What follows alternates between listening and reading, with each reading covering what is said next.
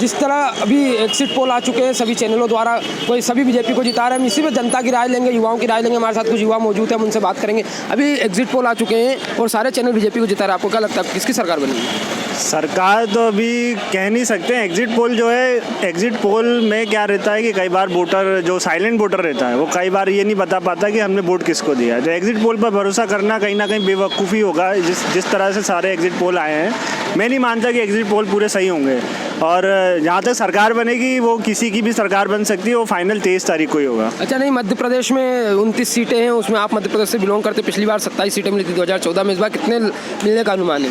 मध्य प्रदेश में इस बार बीजेपी को 14 से 15 सीट मिलने का अनुमान है। और यदि मैं बात करूं अपने एनालिसिस की, तो मेरे हिसाब से यदि कांग्रेस को इधर मतलब मध्य प्रदेश में 13 से 14 सीटें मिल सकती हैं। अच्छा, और भी हमारे साथ युवा मौजूद हैं, हम और युवाओं से बात करेंगे। अभी एग्जिट पोल आ चुका है और सब चैनल बीजेपी को जिता रहे, तो आपके अनुसार किसकी सरकार बनेगी? बीजेपी बनेगी। आपको लगता है कि सारे चैनल सच बता रहे 300 पार? नहीं, ऐसा नहीं हो सकता। मतलब एग्जिट पोल सत्ते भी सही नहीं होते, लेकिन गठबंधन करके आ सकती है सरकार। इनकी एनडीए बहुमत ले आएगी। भाजपा अकेले नहीं ला पाई तो एनडीए जरूर ले आएगी। अच्छा, आपको लगता है केंद्र में अगर बीजेपी सरकार बनती तो यहाँ पे जो प्रदेश सरकार है कमलनाथ जी की, मुख्यमंत्री की जो कमलनाथ जी गिरेगी यहाँ पे? तो पड़ेगा, देखिए इफेक्ट पड़ता है। केंद्र में जो सरकार होती है, अगर उसी के हिसाब से यहाँ की सरकार हो तो काम अच्छा रहता है वो। अच्छा, अभी एग्जिट पोल आए, सभी चैनल बीजेपी को जिता रहे, आपको क्या लगता है किसकी सरकार बनी केंद्र में? सर, ये तो 23 तारीख को ही होगा। एग्जिट पोल तो 2004 में भी गलत साबित हुए थे, पूरे बीजेपी को बता रहे थे ना, और फिर यूपीए की सरकार आई थी। अच्छा, तो अभी भी लगता है कि गलत साबित हो सकते हैं? हो सकते हैं सर। अच्छा, एक चीज़ है कि अभी एक तरह अभी जो है कि अगर केंद्र में बीजेपी की सरकार बनती है तो यहाँ पे जो कमलनाथ सरकार है, कांग्रेस की सरकार, वो गिर जाएगी। आपको ऐसा लगता है? तो गिरने का कोई नहीं है, गिराना होगा तो 10 बार गिरा के रहेंगे। उनको खरीदारी करके अभी जो निर्दलीय सपोर्टर है उनको खरीद लेंगे वो, जब अब सेंट्रल में आएगी तो अभी से प्रेशर बनाने लगे। जो एमपी गवर्नमेंट के विपक्ष के नेता, उन्होंने तो अभी बोल दिया कि स्क्रीन टेस्ट करा दीजिए आप डाइस पे। जबकि पहले क्लियर है 114 और वो 109 है।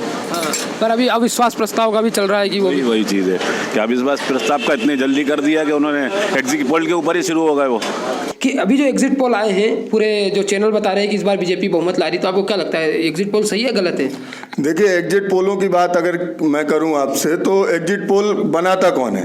आप खुद पत्रकार हैं, मैं खुद पत्रकारिता का स्टूडेंट रहा हूं, मुझे पता है कि एग्जिट पोल कैसे बनते हैं। एग्जिट पोल में प्राइमरी डाटा तो लिया नहीं जाता है, सेकेंडरी डाटा लिया जाता है, और सेकेंडरी डाटा स्टूडियो के अंदर बनता है। जब स्टूडियो के अंदर आप कोई भी चीज़ बनाएंगे तो वो जनता के मन को कैसे समझ पाएगी? इसलिए मुझे तो एग्जिट पोल पूरी तरह से ढकोसला लगता है। रही बात मोदी जी की आने की, या जो बीजेपी का मतलब बताया जा रहा है कि मोदी जी आ रहे हैं, एनडीए आ रहा है, इतनी सीटें आ रही, उतनी सीटें आ रही, तो मैं केवल एक बात कहना चाहूँगा, उनकी राग है, उनकी ढपली है, वो चाहे जैसे बजाएं। क्योंकि आपको पता है कि मीडिया को उन्होंने 5 सालों में इतना पैसा दिया है, इतना पैसा दे के खरीद लिया है कि अब मीडिया को उनका कर्ज चुकाने के लिए कुछ ना कुछ तो करना पड़ेगा। तो अभी जैसे और भी एक अटकलें लगाई जा रही है, अगर पूर्ण बहुमत से केंद्र में सरकार बनती है तो मध्य प्रदेश सरकार, जो कमलनाथ सरकार या कांग्रेस सरकार कह सकते हो, गिर जाएगी।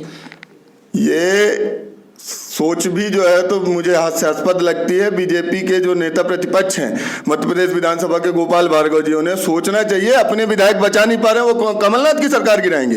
ये कांग्रेस की सरकार है, भाजपाइयों की सरकार नहीं है, जो चाहे आके गिरा जाए। पर अगर इतना डर नहीं, इतनी अगर बौखलाहट नहीं, तो आज क्यों कमलनाथ या कांग्रेस सरकार द्वारा मंत्री जो मंडल है उसका विस्तार किया जा रहा है? देखिए, कल बीजेपी ने नागपुर में क्या किया?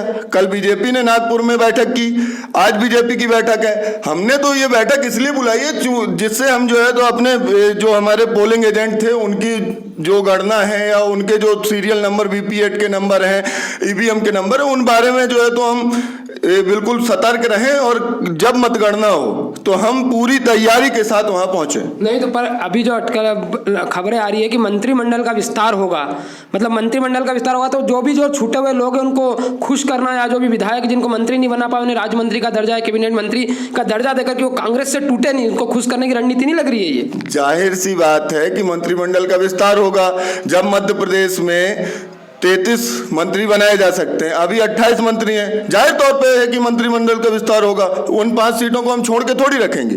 तो ये थे हमारे साथ सुहृद तिवारी, जो एनएसयूआई प्रदेश प्रवक्ता, इन्होंने बताया कि रिजल्ट आने के बाद ही मंत्रिमंडल का विस्तार होगा। पर कांग्रेस में अब बौखलाहट देखने को मिल रही है कि आज मुख्यमंत्री और जो जनसंपर्क मंत्री है पीसी शर्मा, उनके द्वारा बैठक बुलाई गई है और वहीं मंत्रिमंडल का विस्तार होगा। देखते रहिए वीके न्यूज़।